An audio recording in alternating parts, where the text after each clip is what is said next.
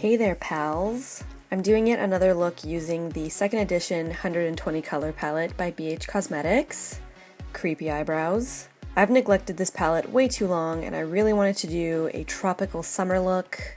There's quite the fiesta happening on my eye. This look is absolutely suitable for all skin tones, and if you follow along, it's actually really easy to achieve. It just looks intimidating at first, so if you dare to play with a little bit of color, then please keep on watching. So the first thing that I'm doing here is priming my eye with the NYX Jumbo Eye Pencil in Milk, and I'm applying this with a synthetic brush, and then I'm blending it out with my finger.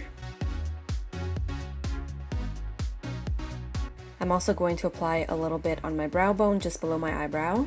And now I'm whipping out the old 120 color palette. So I'm going to be using this slightly shimmery aqua blue shade at the bottom here. And I'm going to mix it in with this matte sort of aqua green blue, and I'm using a clean synthetic brush, mixing the two together, and then I'm going to place them on the bottom half of my eyelid, and I'm just going to pack on the color. I want it to look really opaque. So once I feel like I've got enough on, I'm going to use this dark chocolatey matte brown shade, and I'm going to be dipping my angle brush into it, and I'm going to slowly start defining my outer crease. So as you can see, the outer edge of my crease is pretty thick, and the further I drag the color into the middle and front of my crease, the thinner the line gets. And that's exactly what you're wanting to do here. You want the outer edge of your crease to almost be like a half triangle, and you want the middle and front of your crease to just have a very thin line, just cutting the crease above that aqua shade. I'm not gonna lie, it's a little bit hard to put into words, but if you're a visual learner like me,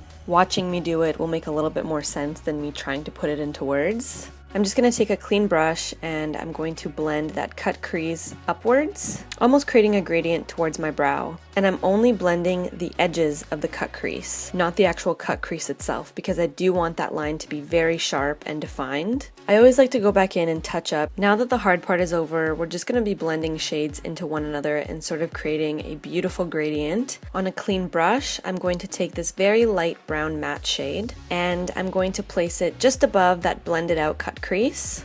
And once I've got that down, I'm going to grab this reddish brown matte shade and I'm going to place it right above that cut crease as well. The reason why I placed down the lighter shade first was so that the reddish brown wasn't too harsh. Having a lighter shade down usually helps to create a more natural gradient. So now I'm taking a clean blending brush and I'm blending out that reddish brown into the lighter brown.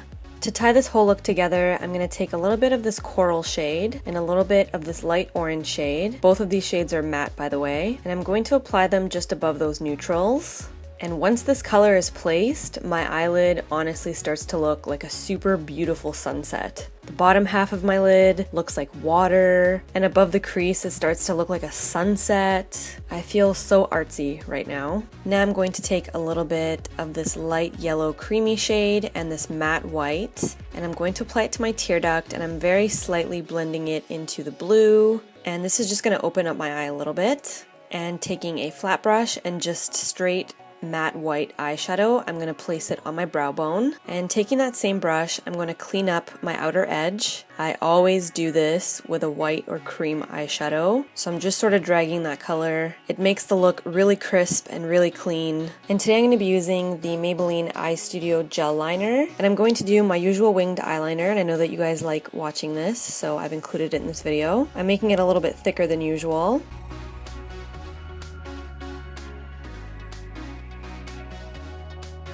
And for my waterline, I'm going to be using the Lise Watier Eye Shine eyeliner in purple. This is a metallic purple shade. I'm just placing it in my waterline and slightly dragging it on my lower lash line. I'm leaving the front part of my lash line completely clean.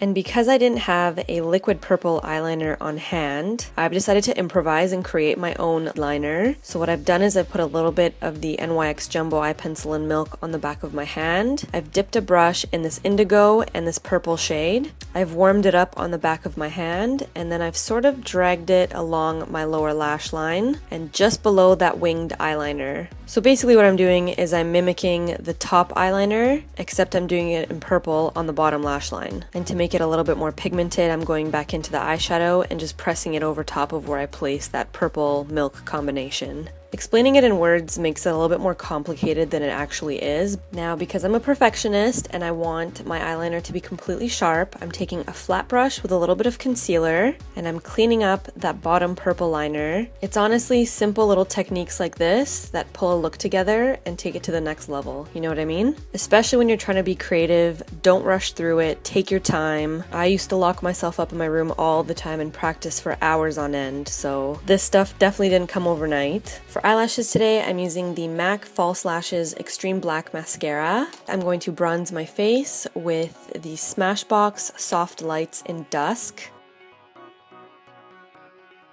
And for blush today, I'm going to be using Smashbox in Proof Sheet. This is a matte coral shade. I'm not sure if they still make this. It used to be one of my favorites. If they don't, they probably have a substitute for it, but any coral blush will do.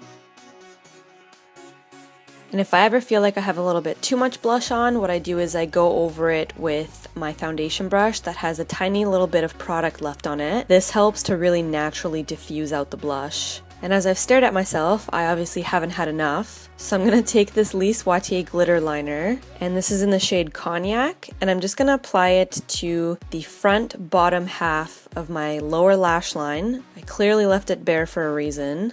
These Lise Watier eyeliners are the bomb.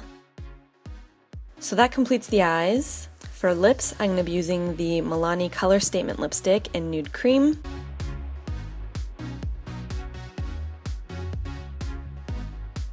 And I want to lighten up my lip color, so I'm going to use the NYX Round Lipstick in Strawberry Milk.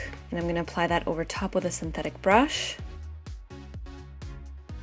And I do want a little bit of gloss on top, so I'm going to use this Sephora Brilliant Lip Gloss in Princess Pink. And that right there wraps up this look. I hope you guys don't feel too overwhelmed. I pinky swear if you take it slow and you follow it step by step, you can achieve this so easily. I have so much faith in you guys. I just thought it was time to step it up a notch, get you out of your comfort zone, play with a little bit of color, try some different layering and blending techniques. I'm probably going to recreate it and rock it on a night out if I ever get a night out. So yeah, I hope you guys enjoyed this look. If you did, please give it a thumbs up and I'll continue doing really colorful, funky looks like this in the future. As usual, all the products that I use will be listed in the description box below. You don't have to use the exact same brands as I did. If you have substitutes, you go girl. As always, thank you very much for watching. Thank you for subscribing. Happy blending, and I'll see you in my next video.